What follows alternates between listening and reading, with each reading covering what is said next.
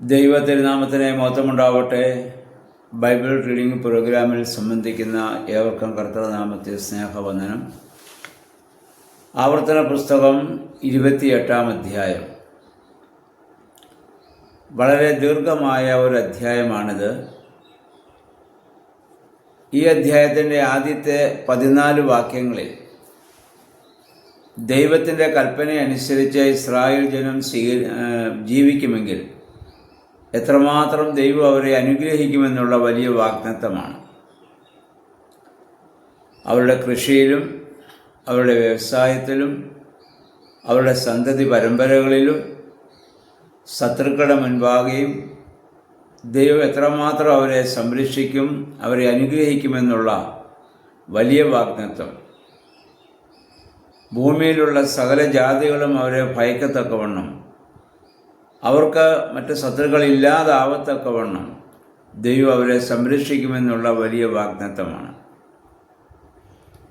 എന്നാൽ പിന്നീടുള്ള 54 വാക്യങ്ങളിൽ ദൈവികമായ കൽപ്പനകളെ അനുസരിക്കാതെ ഇരുന്നാൽ എത്രമാത്രം ദൈവം അവരെ ശിക്ഷിക്കും എന്നുള്ള ഒരു വലിയ മുന്നറിയിപ്പാണ് കൊടുത്തിരിക്കുന്നത്. മിസ്രയീമിൽ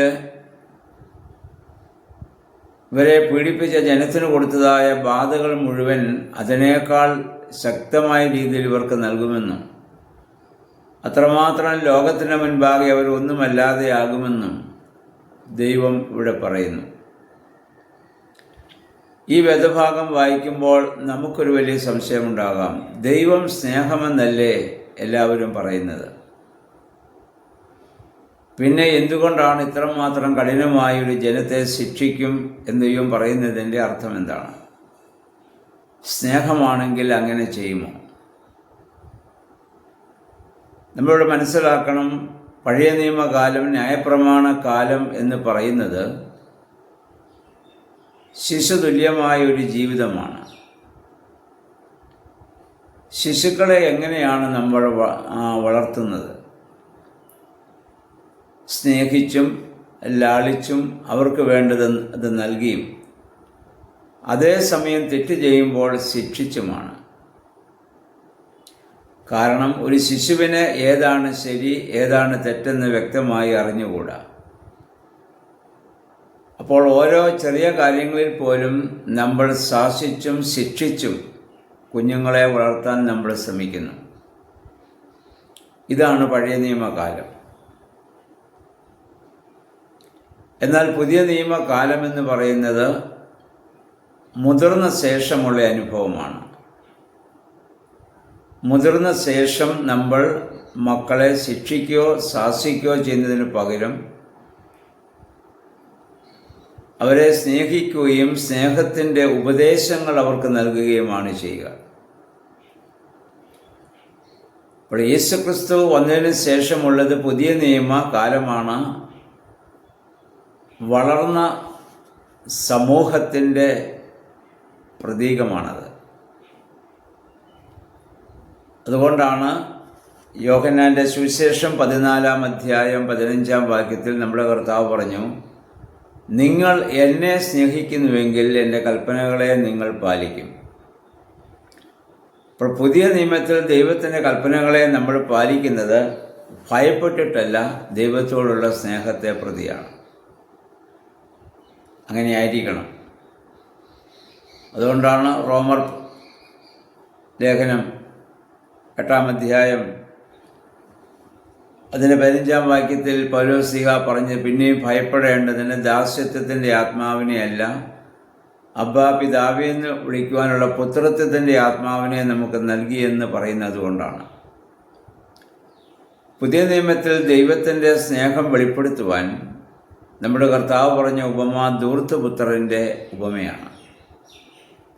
പിതാവിനെ വേദനിപ്പിച്ചും പിതാവിൻ്റെ സമ്പത്ത് നശിപ്പിച്ചും പോയവനെ പ്രതീക്ഷയോടെ കാത്തിരിക്കുന്ന സ്നേഹവാനായ ഒരു പിതാവ് ആ ഭവനത്തിലുണ്ട്.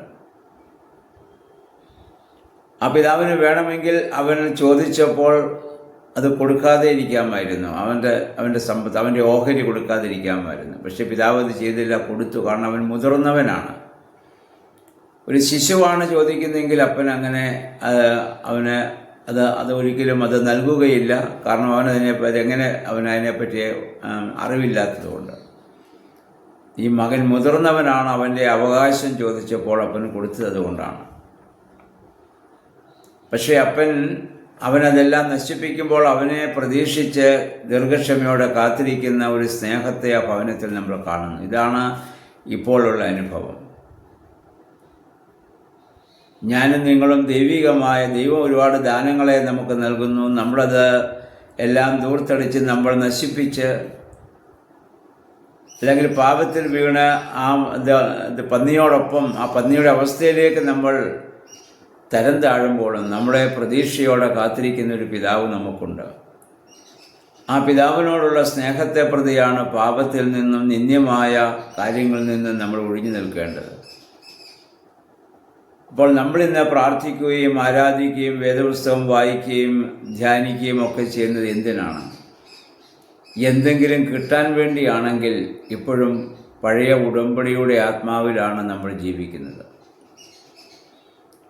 എന്നാൽ ദൈവത്തെ പ്രതിയുള്ള സ്നേഹത്തെ പ്രതിയാണ് എൻ്റെ ആരാധനയും എൻ്റെ വേദപുസ്തക വായനയും പഠനവും എൻ്റെ ദാനധർമ്മങ്ങളും എൻ്റെ എല്ലാ പ്രവർത്തനങ്ങളുമെങ്കിൽ ഞാൻ പുതിയ നിയമത്തിൽ പരിശുദ്ധാത്മാവിലാണ്. അതുകൊണ്ട് നമ്മുടെ കർത്താവ് പറഞ്ഞു, ഞാൻ പോകുന്നു, ഞാൻ പോയാൽ പരിശുദ്ധാത്മാവെന്ന കാര്യസ്ഥൻ വരും, അവൻ സകല സത്യത്തിലേക്ക് നിങ്ങളെ വഴി നടത്തും. അപ്പോൾ പരിശുദ്ധാത്മാവാണ് നമുക്ക് ബോധ്യങ്ങളെ നമുക്ക് നൽകുന്നത്. ആ പരിശുദ്ധാത്മാവിൻ്റെ ബോധ്യത്തിന് വിധേയമായി നമുക്ക് ജീവിക്കാൻ സാധിക്കണം. അപ്പോഴാണ് ഞാനും നിങ്ങളും പുതിയ നിയമത്തിൻ്റെ പുതിയ ഉടമ്പടിയുടെ മക്കളായി മാറുന്നത്. അപ്പോൾ പഴയ നിയമത്തിൽ ഇത് പറയുന്നത് അവരൊക്കെ ശിശുക്കളുടെ ഒരു സ്ഥാനത്തായതുകൊണ്ടാണ് അവരെ ശിക്ഷിക്കുകയും ശാസിക്കുകയും ഒക്കെ ചെയ്യുന്നത് മനസ്സിലാക്കുക. ഇപ്പോൾ അതങ്ങനെയല്ല, നമ്മൾ മുതിർന്ന അനുഭവത്തിലാണ്.